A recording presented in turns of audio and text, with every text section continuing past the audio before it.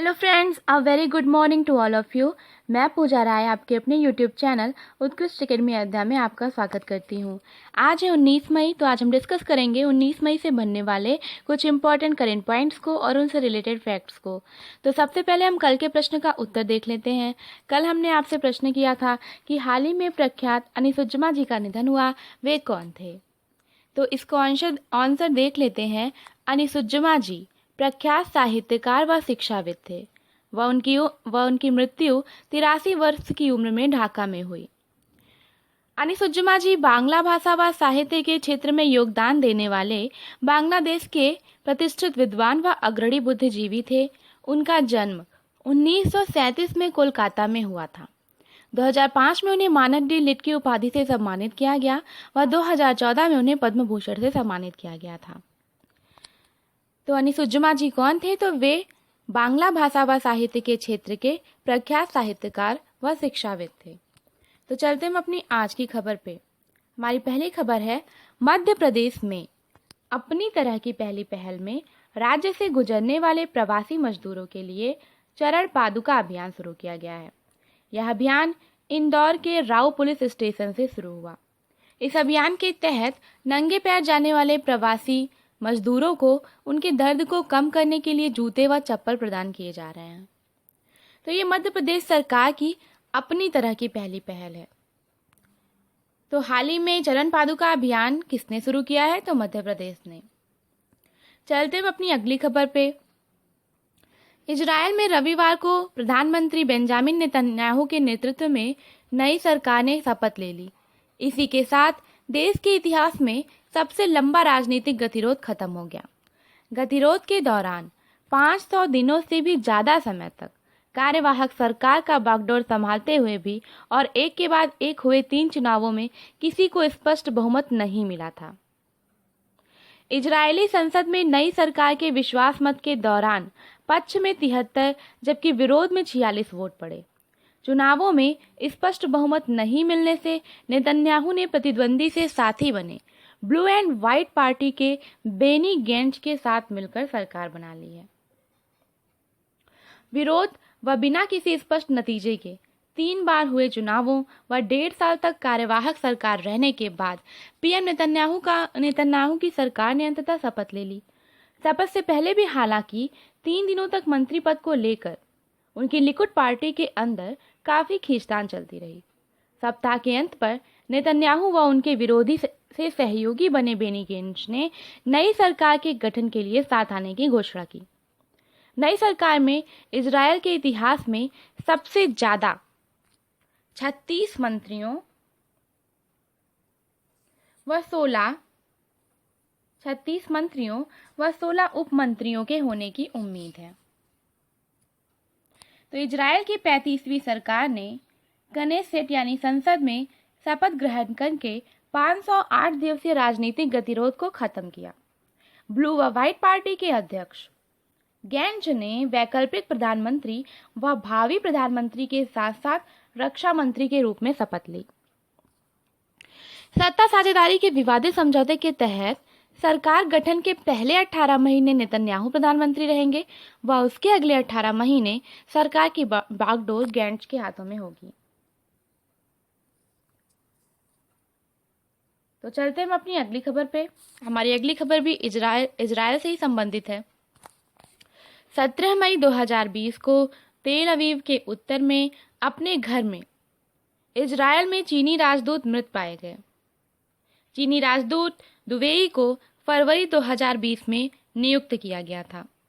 उन्होंने पहले यूक्रेन में चीन के दूत के रूप में कार्य किया। वह हर्जालिया में राजदूत के आधिकारिक निवास पर मृत पाए गए।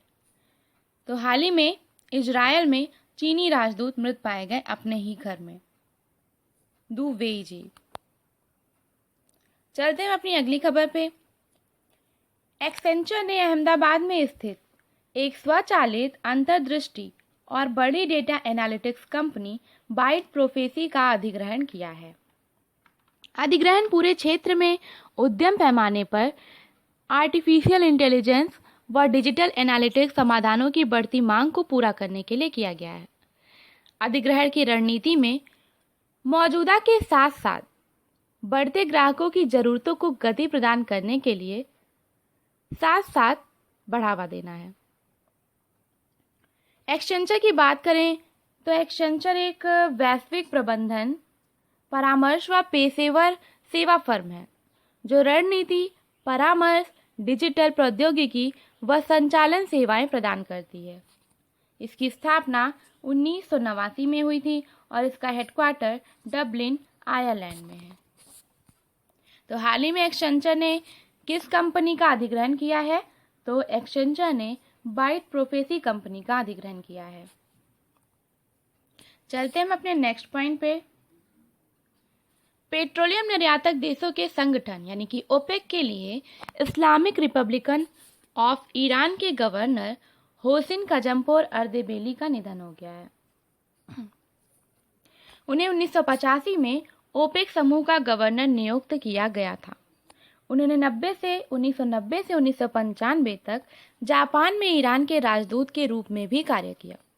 ईरान ओपेक का एक संस्थापक सदस्य है जो दुनिया के चौथे सबसे बड़े तेल भंडार व सबसे बड़े गैस भंडार पर भी काबिज है। ओपेक की बात करें तो ओपेक पेट्रोलियम निर्यातक देशों का एक संगठन यानी एक अंतर्राष्ट्रीय संगठन है। दुनिया के जिन देशों में तेल निकलता है उन देशों ने मिलकर इस संगठन को बनाया है। ओपेक पेट्रोलियम उत्पादक 14 देशों का संगठन है। तो चलते हैं हम अपनी अगली खबर पे। हमारी अगली खबर है पंजाब से। पंजाब सरकार ने the Punjab good conduct prisoner संशोधन एक्ट 2020 को लागू किया है। कैदियों की अस्थायी रिहाई को एक कैलेंडर वर्ष में अधिकतम 16 सप्ताह की अवधि से अधिक की अनुमति दी गई है। कोविड-19 के प्रसार को ध्यान में रखते हुए जेलों को बंद करने के इरादे से यह कदम उठाया गया है। तो पंजाब की बात करें तो पंजाब के जो चीफ मिनिस्टर हैं वो अमरिंदर सिंह हैं, कैप्टन अमरिंदर सिंह, और गवर्नर विजयेंद्र पाल सिंह हैं। चलते हैं अपने नेक्स्ट पॉइंट पे। National restaurant association of India NRAI ने अपने स्वयं के तकनीकी प्लेटफॉर्म के निर्माण के लिए फिनटेक स्टार्टअप यानी .पे के साथ भागीदारी की है। तो NRAI ने किसके साथ भागीदारी की है? .पे के साथ। यह उन्हें डिजिटल ऑर्डरिंग, बिल चुकाने व संपर्क रहित भोजन के लिए ऑनलाइन भुगतान में सक्षम करेगा। .पे की बात करें तो .पे एक गुड़गांव आधारित O2O वाणिज्य मंच है जो कि ओमनी चैनल बिक्री बढ़ाने में मदद करता है। निर्बाध B2B डिजिटल ऑर्डरिंग समाधान प्रदान करता है। तो हाल ही में NRAI ने .पे के साथ भागीदारी की है। क्यों की है? तो डिजिटल ऑर्डरिंग, बिल चुकाने व संपर्क रहित भोजन के लिए ऑनलाइन भुगतान में सक्षमता के लिए। चलते हम अपनी अगली खबर पे। वित्त मंत्री जो कि निर्मला सीतारमण जी हैं, उन्होंने स्वचालित क्षेत्र के तहत रक्षा क्षेत्र में FDI यानी प्रत्यक्ष विदेशी निवेश सीमा को 49% से बढ़ा के 74% करने की घोषणा की है। कुछ हथियारों व प्लेटफॉर्मों के आयात की सुविधा नहीं होगी। आयुध निर्माणी बोर्ड्स को बेहतर प्रबंधन के लिए कॉरपोरेट किया जाएगा और ये अंततः शेयर बाजार में सूचीबद्ध हो जाएगा। तो हाल ही में वित्त मंत्री जी ने FDI रक्षा क्षेत्र में FDI सीमा को 49% से बढ़ाकर 74% करने की घोषणा की है। चलते हम अपने अगले पॉइंट पे। राष्ट्रीय कृषि व ग्रामीण विकास बैंक यानी नाबार्ड ने राज्य सहकारी बैंकों के माध्यम से पंजाब के लिए 1500 करोड़ रुपए मंजूर किए हैं। यह किसानों को निरंतर ऋण प्रवाह सुनिश्चित करने के लिए किया गया है। तो ये जो 1500 करोड़ रुपए हैं, ये किसानों को निरंतर ऋण प्रवाह सुनिश्चित करने के लिए किया गया है और यह कोविड-19 महामारी के दौरान किसानों को कृषि कार्यों के लिए ऋण प्रवाह सुनिश्चित करने के लिए नाबार्ड की 25,000 करोड़ रुपए की देशव्यापी विशेष तरलता सुविधा का हिस्सा है। बात करें नाबार्ड की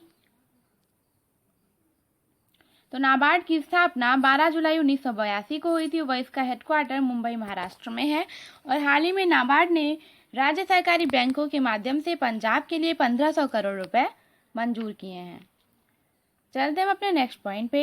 हर साल 17 मई विश्व उच्च रक्तचाप दिवस यानी वर्ल्ड हाइपरटेंशन डे को समर्पित है। इसे 2005 में वर्ल्ड हाइपरटेंशन लीग द्वारा उच्च रक्तचाप व इसकी चुनौतियों के बारे में जागरूकता बढ़ाने के लिए शुरू किया गया था।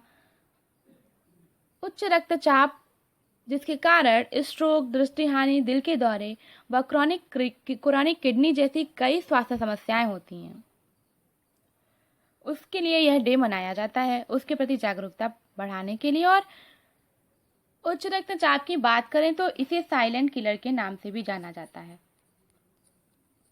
क्योंकि इसके कारण स्ट्रोक, दृष्टिहानि, दिल के दौरे व क्रोनिक किडनी जैसी कई स्वास्थ्य समस्याएं होती हैं। वर्ष 2020 की जो इसकी थीम रही थी वो है अपने नंबर जानिए, यानी नो योर नंबर्स। तो ये थे आज के कुछ इंपॉर्टेंट करेंट पॉइंट्स। आज का क्वेश्चन ऑफ द डे है, ओपेक की स्थापना कब हुई थी, ओपेक की फुल फॉर्म क्या है, ओपेक का हेडक्वार्टर क्या है और कितनी कंट्रीज इसके सदस्य हैं व उनके नाम अगर आप कमेंट बॉक्स में कमेंट करके बता सकते हैं तो आप ज़रूर बताइएगा।